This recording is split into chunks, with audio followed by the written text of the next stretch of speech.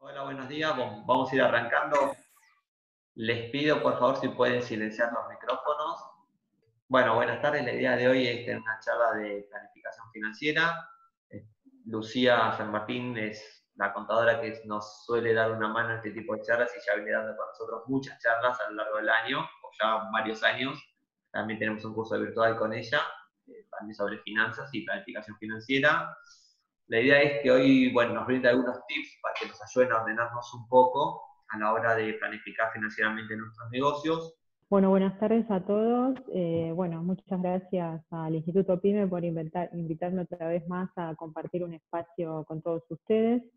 Mi nombre, bueno, como ya lo dijo Matías, soy Lucía San Martín, soy contadora pública de la UBA y bueno, vamos a compartir un rato hablando un poco de planificación financiera y algunos tips para ordenarla, no solo en estos tiempos que son por demás complicados, sino en general, en términos generales.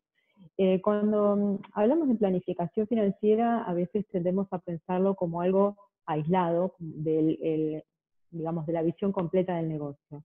Pero es importante para arrancar entender que la planificación financiera es una parte más del plan de negocios integral que puede tener un emprendimiento, una empresa o cualquier negocio.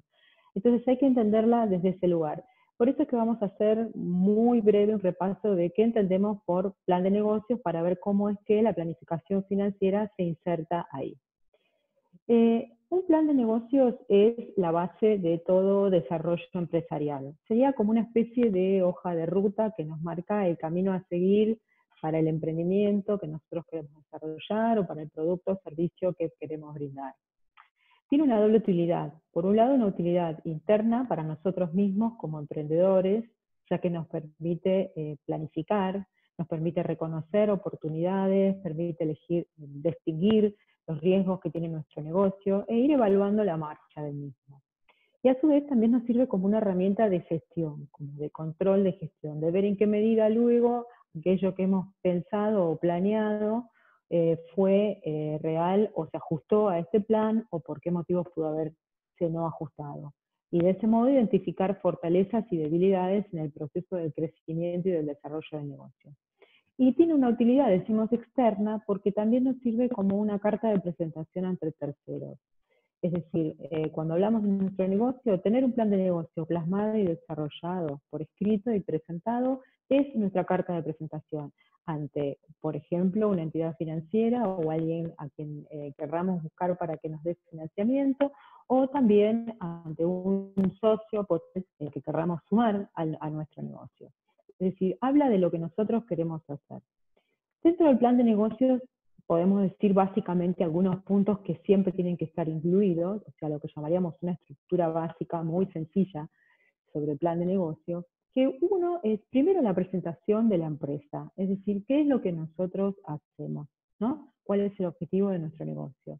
Luego, el análisis de la idea del negocio o del producto o servicio que nosotros ofrecemos y dentro de qué contexto o dentro de qué segmento de la economía competimos. Esto sería qué es lo que hacemos, o sea, quiénes somos y qué hacemos. Luego, el plan de producción de ese producto o servicio, es decir, en qué manera o de qué manera este producto lo llevamos a cabo o cómo prestamos el servicio que nosotros queremos vender. Sería el cómo de nuestro plan. Luego un plan de marketing, que tiene que ver hacia quién dirigimos nuestro producto, es decir, cuál es nuestra estrategia de promoción, cuál es nuestro modo de precio, cuál es la distribución de nuestro producto, es decir, el a quién. Luego, un plan de organización administrativa y gestión de recursos humanos y administrativos, ¿no? Es decir, cómo llevamos a cabo nuestra tarea, cómo la organizamos y con qué elementos contamos para poder llevar a cabo este producto. Y por último, un presupuesto económico, es decir, poner en números todo esto que nosotros tenemos pensado llevar a cabo y cómo financiarlo, es decir, con qué recursos contamos para que este negocio sea real. Es decir, que si lo tuviéramos que sintetizar de la forma más sencilla, podríamos decir que el plan de negocios dice quiénes somos, qué es lo que hacemos, cómo lo hacemos, hacia quién lo dirigimos, con qué recursos contamos para hacerlo y cómo lo financiamos.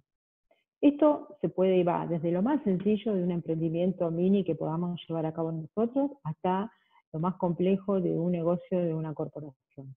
siempre existen estos lineamientos y a partir de ellos esto se va desmembrando.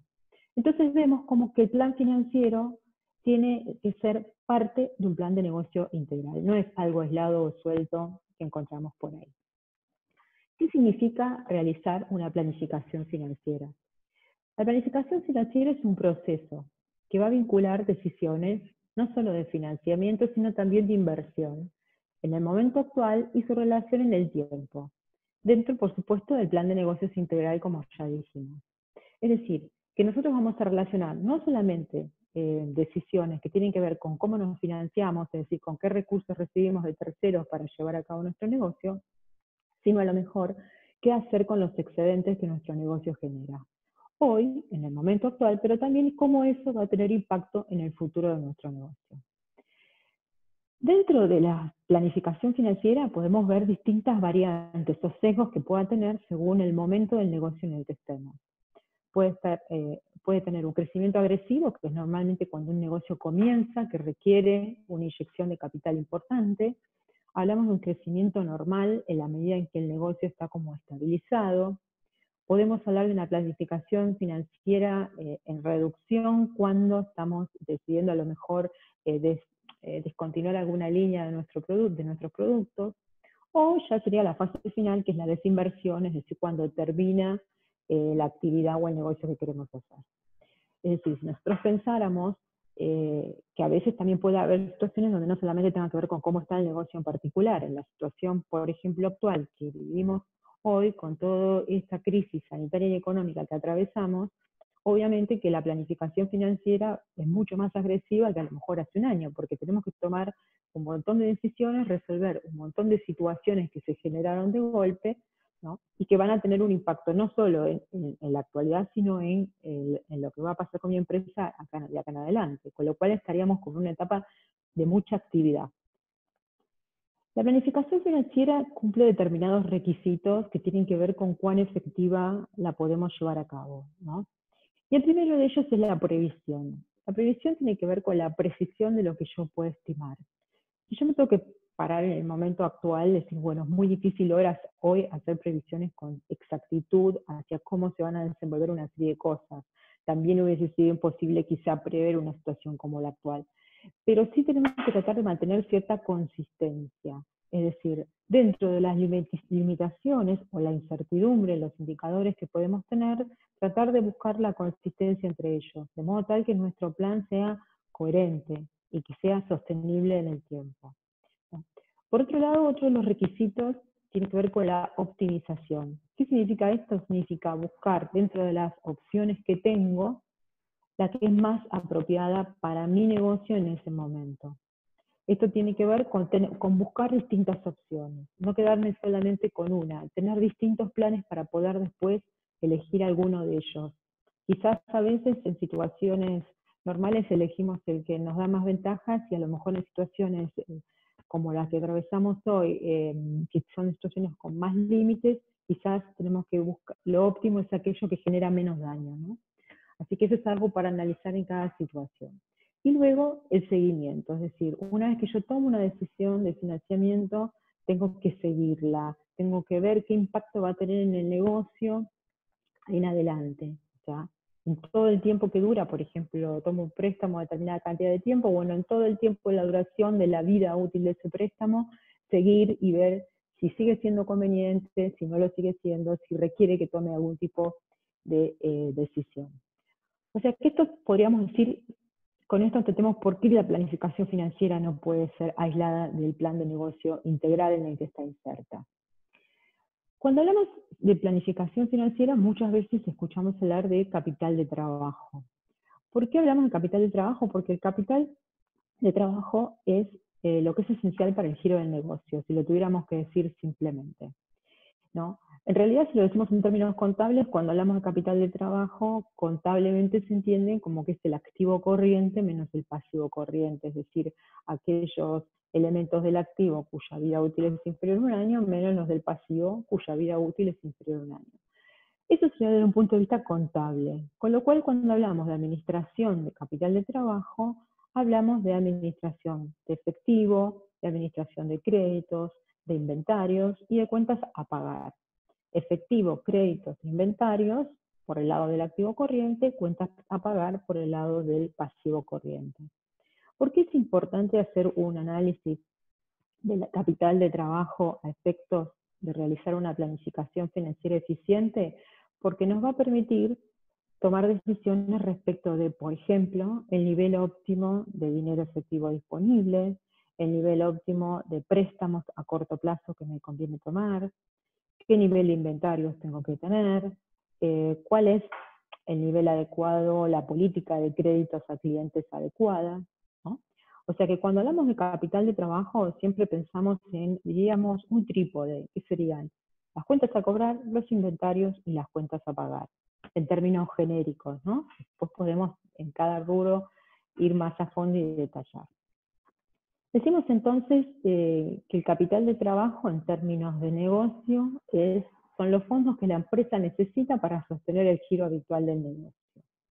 Es decir, si yo pienso en un negocio simple, lo más simplificado, por ejemplo, compro materia prima, genero un producto, vendo ese producto, cobro la venta del producto y después con esa cobranza pago la materia prima que compré, eso sería el ciclo de un negocio habitual.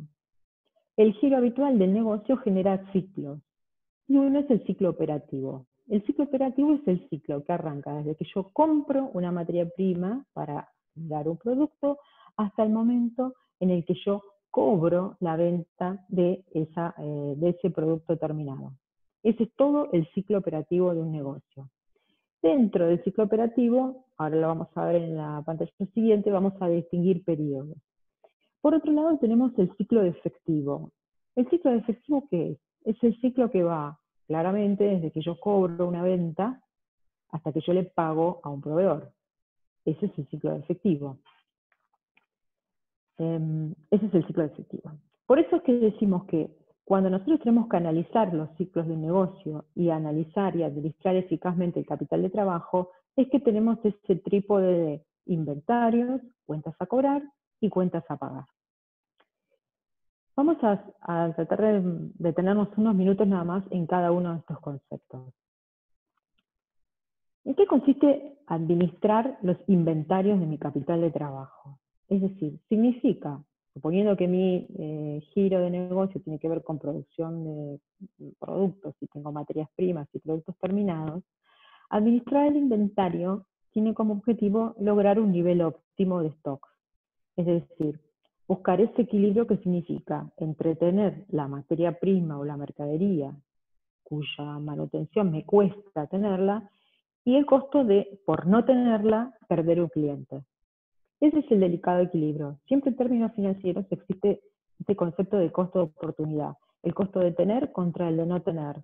Lo que pierdo por tener, lo que me cuesta tener algo y lo que pierdo por no tenerlo, ¿no? En este caso, ¿qué elementos tenemos que evaluar a la hora de administrar inventarios? ¿Cuánto me cuesta a mí almacenar el producto que yo tengo? O sea, acumular stock, tener dinero inmovilizado en inventarios, significa que a mí me cuesta.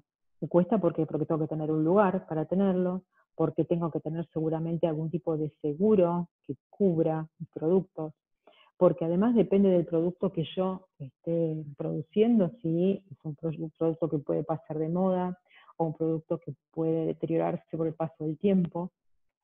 Todos esos elementos yo los tengo que tener en cuenta. Y a esto agregado el costo financiero de tener ese capital inmovilizado en mi activo, esperando que se venda y que me genere de vuelta un ingreso de dinero. ¿Cómo se mide la eficiencia de la administración de inventarios? Se mide por la rotación de inventarios. Es decir, cuanto más rápido rota el inventario, significa que más vendí, ¿no? Es decir, que, por ejemplo, en este momento que estamos atravesando, que las empresas han tenido muchísimos días sin venta, es probable que esté habiendo una gran acumulación de inventarios. ¿Por qué? Por falta de ventas. O sea que los periodos de inventarios, los días entre los cuales una mercadería queda en mi stock, se están alargando, ¿no? Y la rotación se hace más lenta. ¿Okay? Entonces tengo un capital inmovilizado. Esa es la importancia de analizar nuestro nivel de inventarios y ver, bueno, cuál es el punto justo de equilibrio. Pongo este ejemplo porque ahora es muy claro que hay una acumulación de inventarios y que las empresas están teniendo periodos de inventario muy largos, ¿no? Por una circunstancia particular. A veces en un giro habitual del negocio, en años normales, entre comillas, esto merece por ahí un cálculo más detallado. Ahora es clarísimo que tiene que haber empresas que están acumulando una cantidad de inventarios muy importante, o sea, muy por sobre el nivel habitual que tienen. Otro de los elementos que dijimos que es importante dentro del capital de trabajo es la administración del crédito, es decir, de nuestras cuentas a cobrar. Nosotros vendemos, tenemos como objetivo vender, pero tan importante como vender es cobrar esa venta. Entonces, para eso tenemos que tener una política de cuentas a cobrar, ¿no? Es decir, una política que mejore la rentabilidad de nuestras ventas, es decir, que no solamente vendamos, sino que cobremos en tiempo y forma. Y para eso debemos tener determinados elementos que evaluar. Por ejemplo, el plazo al que vendemos, ¿no? ¿Cuál es el plazo en el que nosotros le damos de crédito a nuestros clientes para que nos paguen? A veces eso lo podemos manejar nosotros y a veces en determinados segmentos, industrias o sectores hay ya plazos de crédito establecidos, con lo cual nos tenemos que manejar dentro de ese marco. Después hacer un análisis del crédito, es decir, ver a quién le estamos vendiendo, ¿no? Así como el banco me mira a mí cuando yo voy a tomar un crédito y quiere saber qué riesgo tengo, bueno, cuando yo hago una venta a crédito también hay un riesgo intrínseco en ese cliente que tengo. Puede potencialmente no pagar, con lo cual tengo que hacer un análisis. Y a la hora de decidir a quién le damos crédito y a quién no le damos crédito, tener en cuenta que nuestro objetivo es siempre maximizar ganancias, o sea, vender pero cobrar, para que el negocio sea sostenible. Entonces es importante hacer un seguimiento de todos nuestros clientes, enfocarnos en las cuentas que empiezan a ser peligrosas, que empiezan a presentar algún retraso, ir más allá de cada orden puntual en un cliente, ver cómo está el estado de crédito de cada uno de nuestros clientes, y después tener una política de cobro, o sea, ¿qué vamos a hacer con aquellos que se atrasan en el pago de nuestras cuentas? ¿No? O sea, tener ya determinado, bueno, cuándo nuestros deudores pasan a ser morosos, cuándo vamos a empezar algún tipo de gestión judicial, ¿ok? Viendo caso por caso de nuestros clientes y teniendo una política que sea consistente hacia todos esos. Es probable que en la situación actual que estamos atravesando haya un atraso en el pago por parte de nuestros clientes. Es muy probable que eso suceda.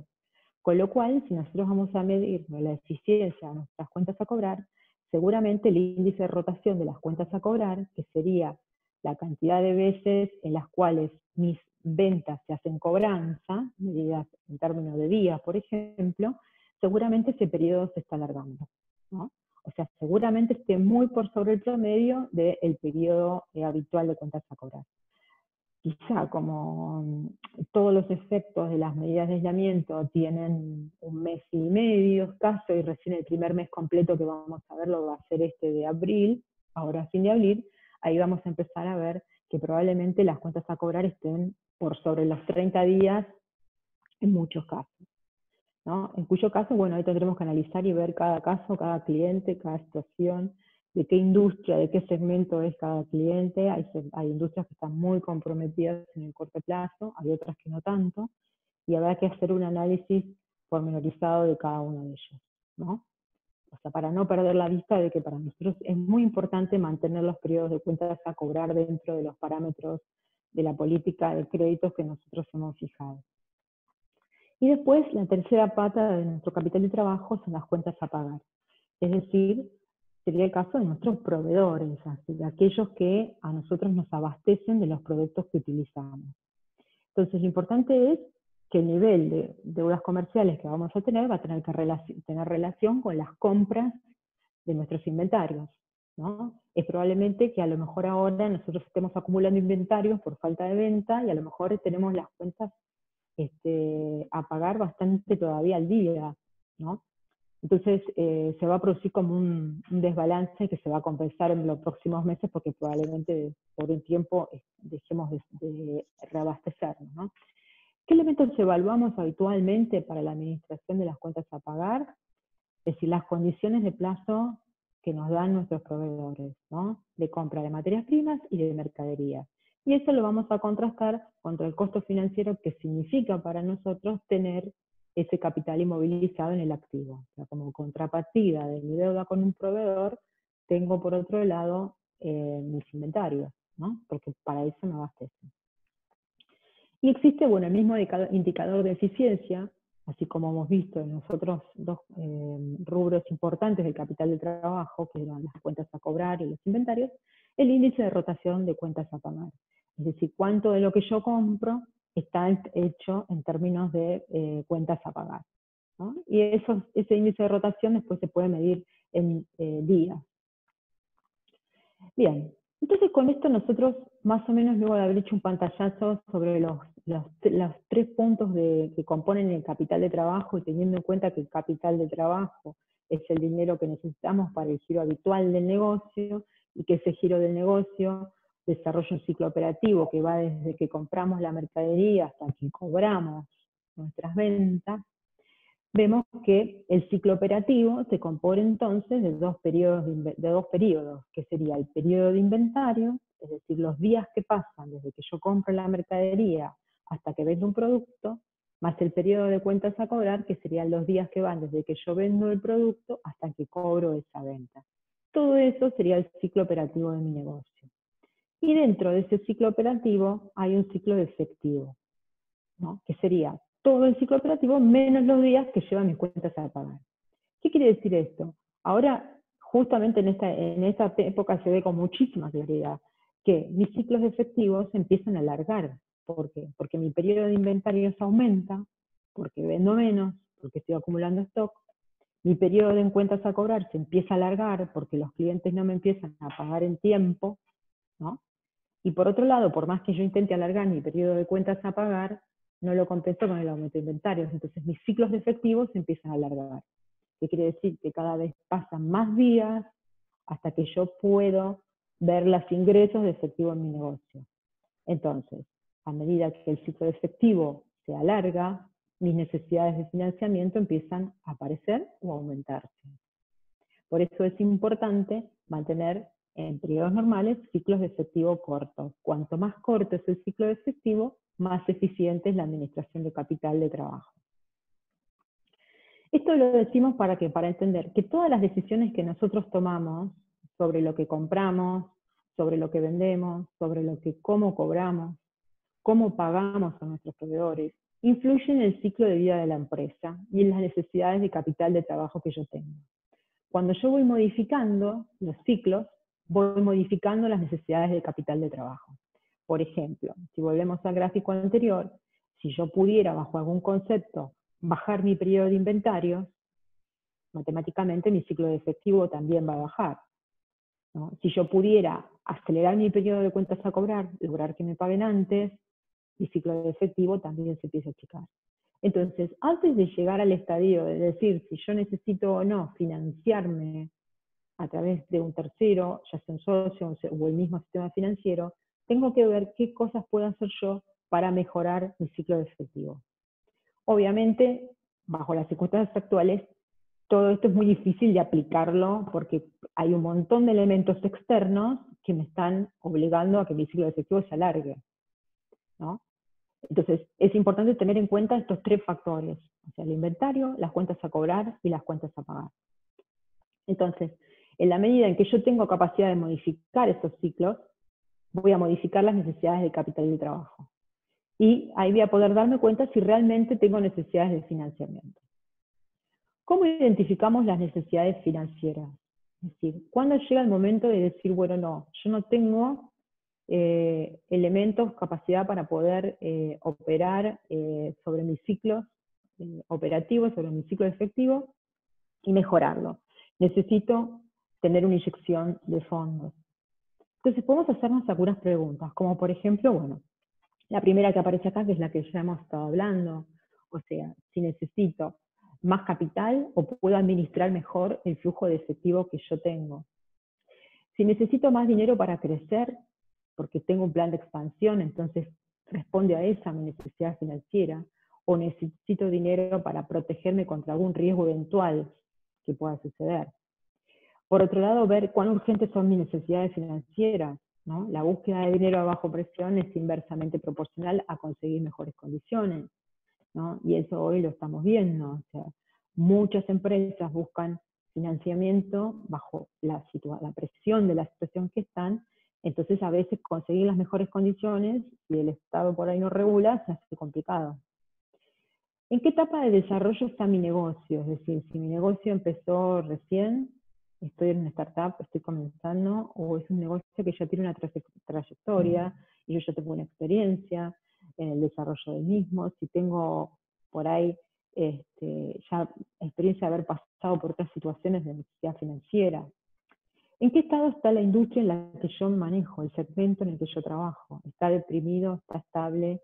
¿Está en crecimiento? Y a veces esta pregunta particularmente, a veces es independientemente de lo que macro, desde el punto de vista macro puede suceder, ¿no? Lo vemos hoy, hay sectores que venían con mucho nivel de actividad y que de repente están totalmente deprimidos con una perspectiva quizá más complicada, como puede ser todo lo que tiene que ver con el ocio, la recreación, no sé, la organización de eventos, y otros que a lo mejor venían con un nivel de trabajo normal y hoy no paran de trabajar. Pienso en los laboratorios que están desarrollando alcohol en gel, pienso en un montón de otros proveedores del sistema de salud que ahora se encuentran que no dan abasto a producir, ¿no? Entonces también depende de cada actuación de cada sector. ¿Cómo es mi negocio? Mi negocio es cíclico, mi negocio es temporal, es decir, yo tengo un negocio que es estacional a lo largo del año, que tiene una temporada alta y una temporada baja, entonces la necesidad de financiamiento de hoy la puedo compensar más adelante. Y por último, bueno, ¿cómo encajan las necesidades de financiamiento en el plan de negocios completo? Es decir, lo que hablamos en un inicio, ¿no? Es decir, yo tengo una idea de plan integral y dentro de eso tengo que insertar esas necesidades de financiamiento, entenderlo como una parte de un conjunto y no como algo aislado. Una vez que nosotros identificamos que tenemos esa necesidad de financiamiento, tendremos que pensar, bueno, ¿cómo evaluamos cuál es el mejor financiamiento de todo lo que hay? Mucho o poco, o lo que haya en cada etapa, ¿no? Hay algunos conceptos que es importante que siempre repasemos y veamos a la hora de tomar un financiamiento. ¿Por qué? Porque a veces vemos la publicidad o la noticia, el aviso, la noticia, el anuncio económico de tal o cual cosa, pero después tenemos que ir al detalle a ver qué es lo que a nosotros nos conviene. Entonces siempre es importante, primero, tener en cuenta, bueno, cuál es el monto del financiamiento que me están ofreciendo, ¿no? Lo vamos a ver después repasando muy brevemente las opciones que hay bajo esta circunstancia particular que estamos, un poco complementando lo que Matías anunció al principio, y vamos a ver que no todo el financiamiento es para cualquier cosa, hay financiamiento que es específico, ¿no? Y que tiene un monto determinado, independientemente de lo que yo pueda necesitar. ¿En qué moneda es? Bueno, hoy todo en pesos. En algún momento podríamos optar por tomar algún financiamiento en dólares, pero hoy claramente son en pesos. ¿Cuál es el plazo del financiamiento? Es decir, si me están dando un financiamiento a menos de 12 meses, en cuyo caso será un financiamiento de corto plazo, o a más de 12 meses, 36, 24, etcétera, en cuyo caso será de largo plazo. ¿Qué destino tiene el financiamiento? Muchas veces el sistema financiero ofrece líneas, pero las líneas no son siempre para lo que nosotros necesitamos. Entonces están otorgadas para un fin específico, ya sea capital de trabajo, como vimos antes, o sea, para zanjar diferencias del capital de trabajo, de la gestión del negocio. Ahora surgieron líneas que son exclusivamente para pago de sueldos, o líneas para bienes de capital. También hay líneas ahora específicas para teletrabajo, para que las empresas puedan desarrollar el home office para sus empleados, ¿no? O sea que tenemos que estar atentos también a eso. ¿Para qué es? No todo es para todo el mundo ni para cualquier cosa. Destino no especificado podría ser un sobregiro en cuenta corriente, por ejemplo, que el banco me otorga esa posibilidad y a él no le preocupa yo qué destino le voy a dar. Después otro elemento fundamental a la hora de elegir un financiamiento es la tasa de interés. Cuando nosotros escuchamos ahora, por ejemplo, que dicen, bueno, el Estado da tasa de interés 24% para financiar teletrabajo, para financiar pago de salarios, etcétera. Esa tasa que lo que escuchamos es una tasa nominal, es decir, sirve al solo efecto de comparar entre sí. O sea, si yo quiero comparar determinados bancos entre sí, ante la misma línea que tasa ofrecen, siempre es en términos nominales. Eso no significa que es lo que efectivamente yo voy a pagar. La tasa es que efectivamente pagaré, en realidad se llama tasa efectiva, y es una tasa que contempla la capitalización del interés, y va a depender de cada cuántos meses se capitaliza el interés. Si ustedes se fijan cuando hacen, por ejemplo, un plazo fijo en home banking o en un resumen de tarjeta de crédito, siempre va a aparecer la tasa nominal anual y la efectiva anual. Van a ver que siempre la efectiva es más alta. Y es más alta porque comprende la capitalización del interés. Entonces, cuando hablamos de tasas de interés y comparamos, fíjense bien qué es lo que estamos comparando. Que sean tasas nominales, que son tasas indicativas. La tasa efectiva se acerca más a lo que voy a pagar porque incluye la capitalización. La tasa puede ser fija también, o puede ser variable, y eso habitualmente lo dicen los préstamos, ¿no? A veces nos dicen, fija el primer año, ok, fija el primer año y los años siguientes, ¿qué hacemos? ¿Qué dice? ¿Qué va a pasar? ¿Cómo se fija esa tasa? Y otro elemento que es para mí más importante a la hora de comparar financiaciones es el costo total financiado. El costo total financiado es el efectivo costo que nosotros vamos a pagar por un préstamo. ¿Por qué? Porque incluye todos los gastos asociados al mismo. Es decir, aparte del interés que existe, ¿no?, del interés efectivo que nosotros vamos a pagar, hay otros gastos asociados al préstamo que tienen que ver como impuestos, por ejemplo, el IVA que el banco nos cobra sobre los intereses que nosotros pagamos, hay comisiones, hay seguros de vida a veces, hay gastos administrativos. Todo eso hace que en realidad mi costo final no es la tasa de interés nominal que yo leo en el aviso o en el anuncio, ¿no? Tengo que contemplar todos los otros gastos asociados que a veces entre una cosa y otra suman 2 o 3 o 4 puntos más. Entonces, ese es el valor que a mí me interesa. Fíjense también, cuando reciban, por ejemplo, resúmenes de tarjetas de crédito, van a ver que debajo aparece la tasa de interés nominal, la tasa de interés efectiva anual y el costo total financiado. Ese es el número a mirar, porque en el caso hasta incluso de las tarjetas de crédito, el costo total financiado incluye un seguro de vida, ¿no?, de la persona que tiene contratada la tarjeta. Entonces, no es solamente el interés que se cobra, sino todos los otros gastos asociados, que en definitiva es lo que nosotros estamos pagando. Otro elemento que aparece a veces nombrado en los préstamos es el sistema de amortización. El sistema de amortización del préstamo es el criterio que utilizan para el cálculo de cada cuota del préstamo, ¿no? Hay distintos sistemas, que son estos tres que están enumerados acá, alemán, francés y americano. La mayoría de los sistemas, de los préstamos nuestros, se rigen por el sistema francés. ¿Qué cambia de uno a otro? ¿Qué parte de lo que yo devuelvo es interés y qué parte es capital?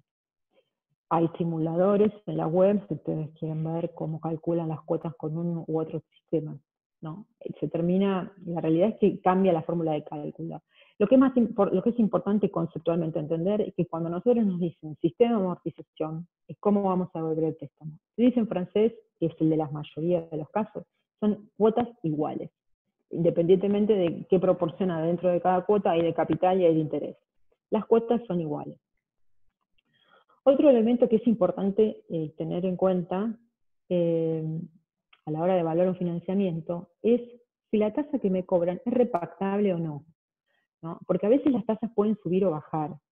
Por ejemplo, si nosotros pensamos que estamos en un nivel de inflación que va a estar arriba del 50%, las tasas que están circulando ahora para estos préstamos, digamos, para resolver las situaciones que la pandemia sanitaria, más la crisis económica que esto conllevó, nos están ofreciendo, son tasas bastante bajas, porque estamos hablando que para niveles de inflación del 50%, las tasas están entre el 20, 22, 24, 26. Entonces, bueno, ¿qué pasa con esa tasa de ese préstamo? Si el préstamo es a más de un año, y la tasa el primer año es fija y después no, ¿con qué criterio se va a repactar? No vaya a ser cosa que yo hoy piense que mi tasa va a ser 24 y el año que viene resulta que no lo es. Todas esas condiciones normalmente están de algún otro modo pactadas dentro del contrato. Entonces es importante leerlas y hacernos estas preguntas antes, ¿no?, de elegir el financiamiento para poder realmente elegir el que más nos convenga. Y otro elemento que a veces creemos que lo podemos hacer fácilmente y a veces no es tan fácil es la precancelación. Supongamos que mi condición económica mejora y que aquel préstamo que yo tomé en una situación de emergencia lo quiero precancelar porque tengo fondos. Bueno, a veces las precancelaciones tienen un costo y el banco nos cobra por precancelar.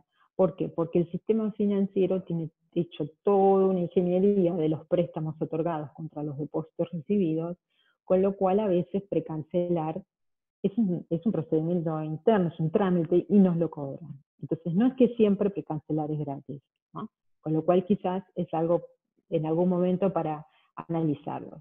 Y por otro lado, otro elemento a tener en cuenta, bueno, qué requisitos y qué garantías el banco me está pidiendo a mí, ¿no? Es decir, muchas veces pasa que, ya les digo, uno escucha el anuncio en la televisión y después va y dice, resulta que no aplico, ¿no? O no calzo en lo que me están pidiendo. Sucede que el sistema financiero y los bancos están regulados por el Banco Central y tienen un montón de normas y disposiciones que a veces hacen que no necesariamente todo el dinero que ellos tienen de los depositantes es prestable del mismo modo a cualquier otro cliente. Entonces hay que ver, bueno, qué requisitos piden y qué garantías me están pidiendo para yo poder acceder a ese financiamiento.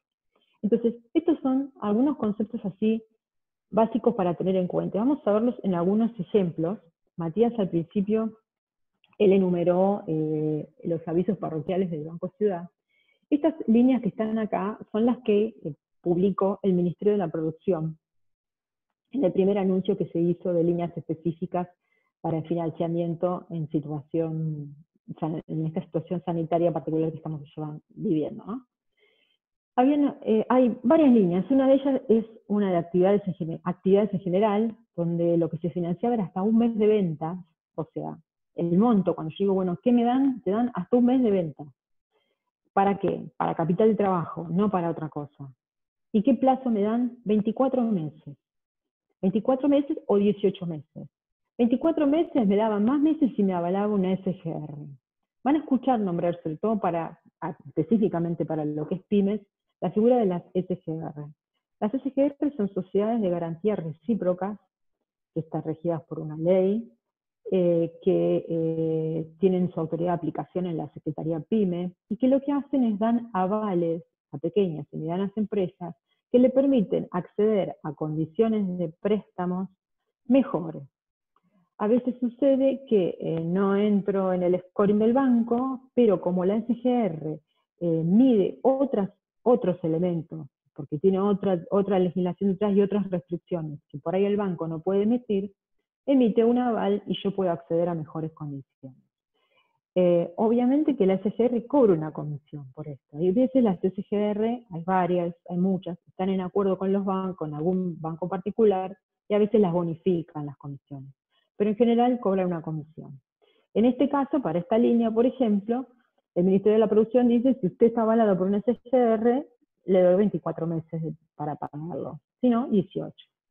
Con una tasa, todas las tasas estas son nominales anuales. Cuando empezó la pandemia, también habían anunciado esta línea de actividades esenciales, que era específicamente para aquellas empresas que estaban dentro de las llamadas actividades esenciales, que gradualmente se fueron incrementando a medida que se fueron liberando periodos, ¿no? El monto iba hasta 5 millones para inversiones y hasta 3 para capital de trabajo. El plazo era hasta 60 meses y es hasta 36 para capital de trabajo, con una tasa nominal anual del 18. Después había otra línea que era para teletrabajo, que tenía hasta 3 millones de pesos para la compra de equipos para poder desarrollar home office para las empresas que no lo tenían tan desarrollado, y hasta el 20% del costo de los bienes adquiridos para la instalación, también con un plazo de hasta 36 meses. ¿No?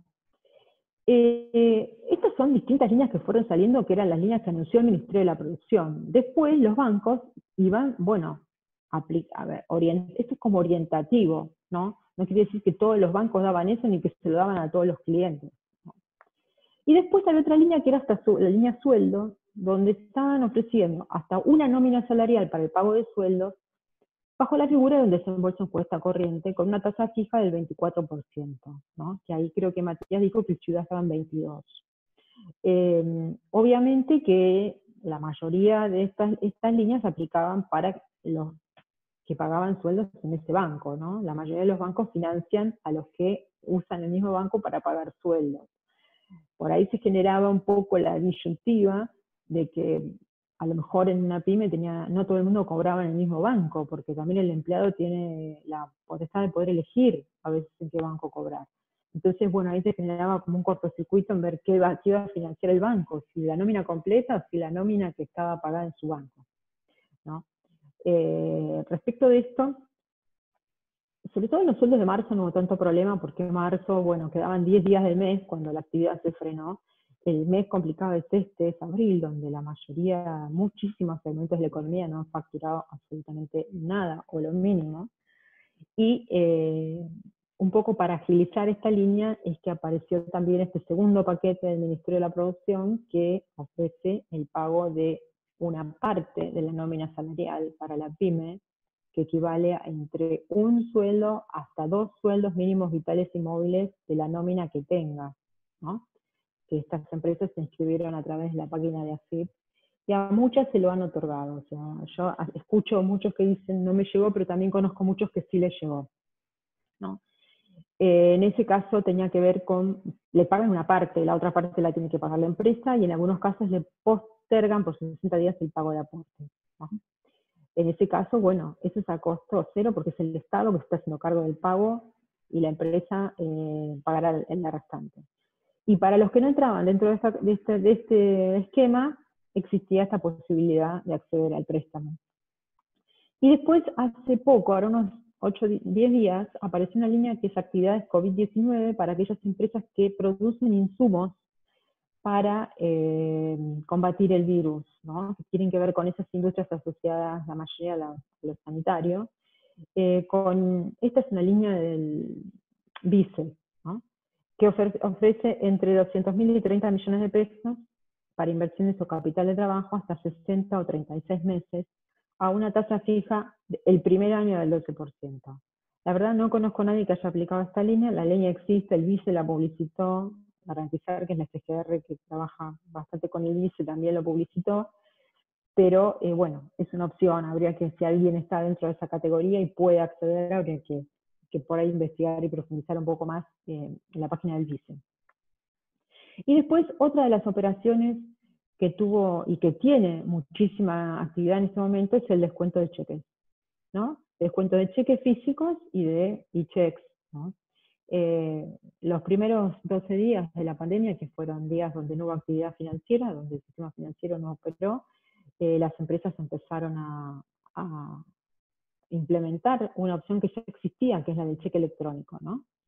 Emitir esos cheques, descontar esos cheques, incluso cheques electrónicos ingresados al mercado de capitales para ser descontados ahí, ¿no? Y también a través de sociedades de garantía recíproca, ¿no? Es decir, aquellas que actúan como aval de la empresa y hacen que el riesgo para el que invierte y decide descontar el cheque sea menor. Pero esta es una de las operaciones que más se ha dado para evitar esto del ciclo de efectivo prolongado, ¿no? De hecho, está que hay muchas empresas grandes que a sus proveedores de su cadena de valor les pagan con cheques y hasta les sugieren con qué bancos o a través de qué CGRs avalar para descontar.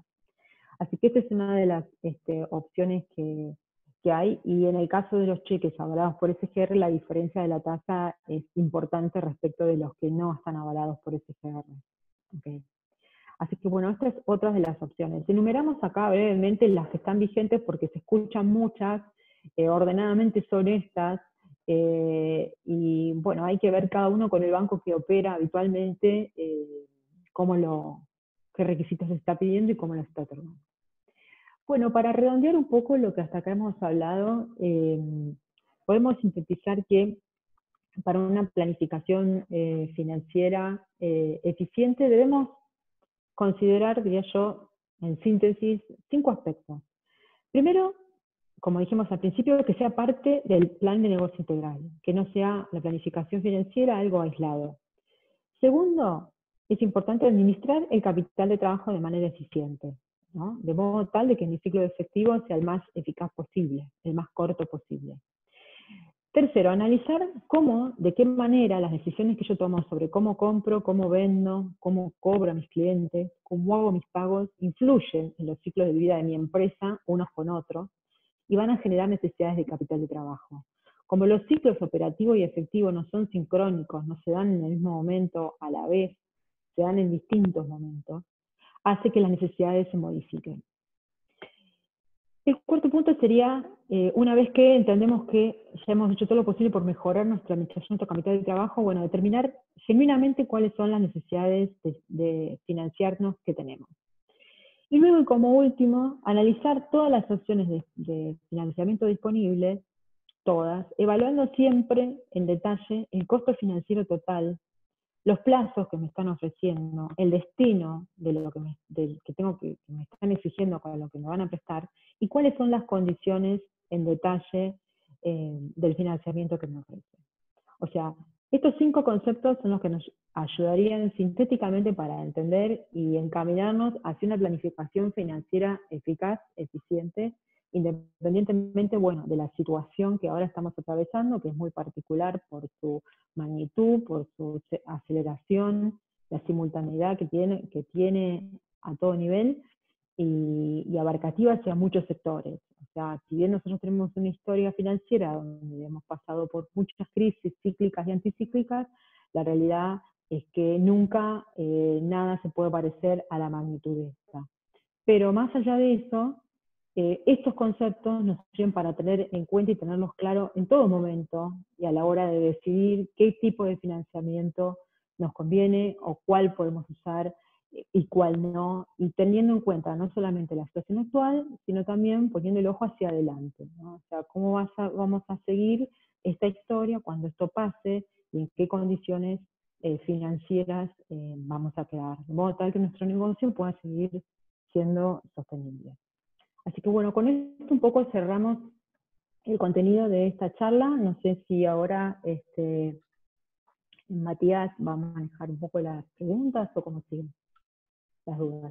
Sí, acá estoy, acabo de poner el micrófono.